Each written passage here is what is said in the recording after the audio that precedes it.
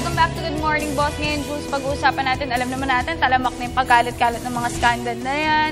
At syempre, hindi karaniwan na rin po yung nananakaw yung ating cellphones, laptop. Paano pa natin paprotektahan natin yung mga files? Yan po pag-uusapan natin ngayong umaga. Makasama natin si Mr. Jerry Liao, sa pong IT expert. Good morning, Mr. Jerry. Welcome to Good Morning Boss. Yes, good morning, Dayan. Good morning, Jules. At syempre, good morning sa ating mga boss. Alright. Sir, recently nga, gaya ng nabanggit ni Dayan, actually may meme pa nga na kumakalat kung sino yung mga usual na stars doon sa mga scandal sa lumabas. Pero sir, kayo, bilang isang IT expert, ano ba yung pinaka-basic reason muna kung bakit biglang kumakalat itong mga personal files?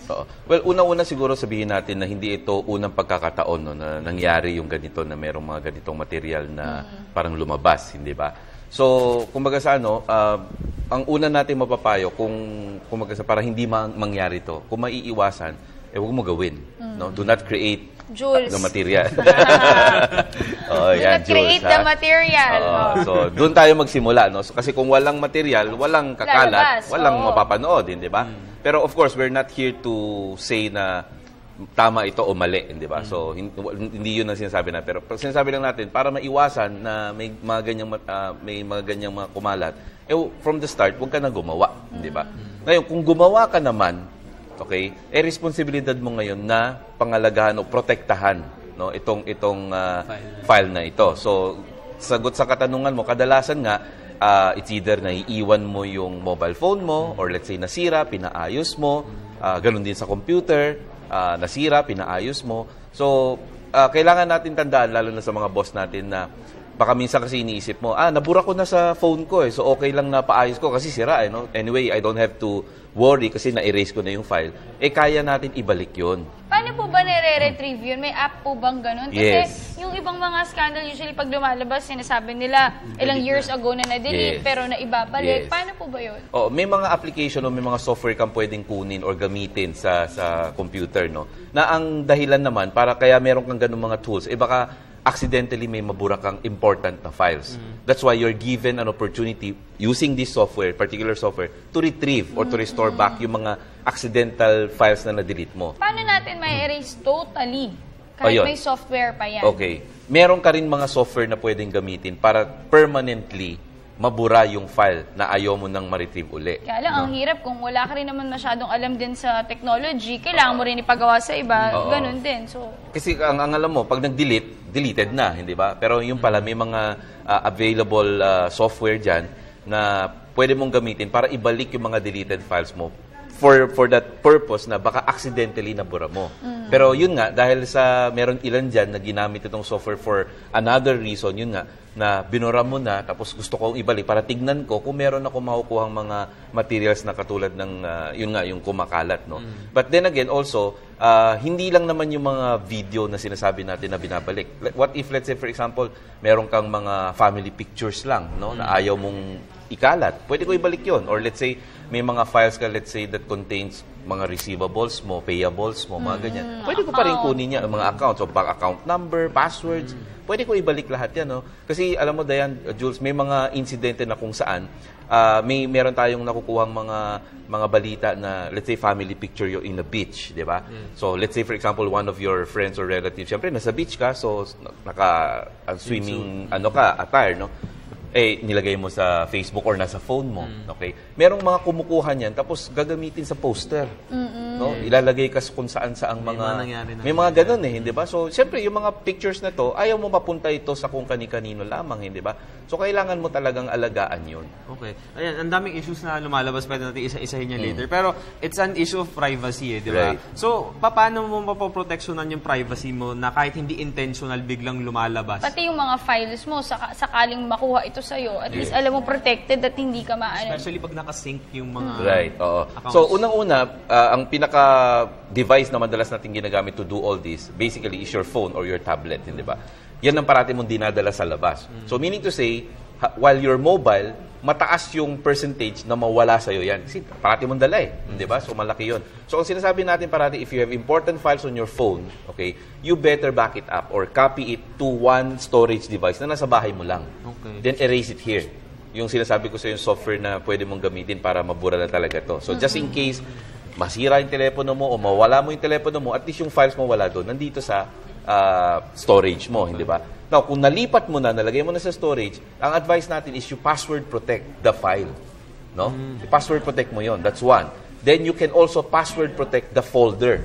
No? So, kasi naman, di ba, kunwari picture ni Dayan, for example, meron kang picture na nandito, may picture ka for magazines, may picture ka sa kung saan-saan. Normally, ino-organize mo siya in different folders para kung hahanapin mo yung picture, madali, di ba? So, you can also protect the folder. So, hindi lang yung file, pati yung folder protected.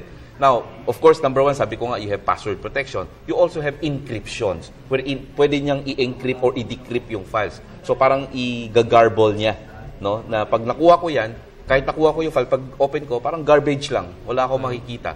Na ikaw lang ang pwedeng mag-decrypt nun. Parang ganyan. So, yun na, kailangan talagang knowledgeable ka pagdating sa medyo complicated rin yung lalo na ako, medyo hindi ako masyado sa technology. Pero syempre, dapat matuto tayong mag-ingat lalo na sa mga viewers natin. And alam niyo ba, maikwento ko lang na meron ginawang parang experiment yung social media, tinitingnan nila, like yung sa Instagram, chine-check nila yung Instagram ng isang tao and then lalapitan nila sa mall, sasabihin nila lahat ng information, tapos nagugulat yung mga tao na, paano mo nalaman lahat? Kasi nasa Instagram. So, dyan dapat talaga medyo mapagmatsyag tayo. Alamin natin yung mga dapat natin i-post and dapat responsible enough tayo na yung ilalabas natin, alam natin na okay lang ilabas yun. Dahil alam natin na pwedeng gamitin yun eh. Kasi lalo na ngayon, mataas na rin yung crime rate. So, ang daming pwede, lalo na yung mga location kapag naka-on, magsiselfie ka kung nasaan ka, nakakatakot, tapos malalaman nila mag-isa ka lang. So, maraming mga dapat tayong maging responsible tayo sa actions natin when it comes to social media. Kapag like Facebook, Twitter, Instagram, talamak na kasi ngayon yan. Tapos meron din daw, sir, na USB. Pag dinikit sa computer mo, pwede nakukuha lahat ng files. Yung computer mo. Of course, if let's say I have the USB, tapos sa computer mo, dinigay ko yung USB ko, o hindi mo ko kilala, ba't mo ilalagay? Di ba? But just in case pumayag ka na ilagay, may mga, kumaga yung automatic execution na program.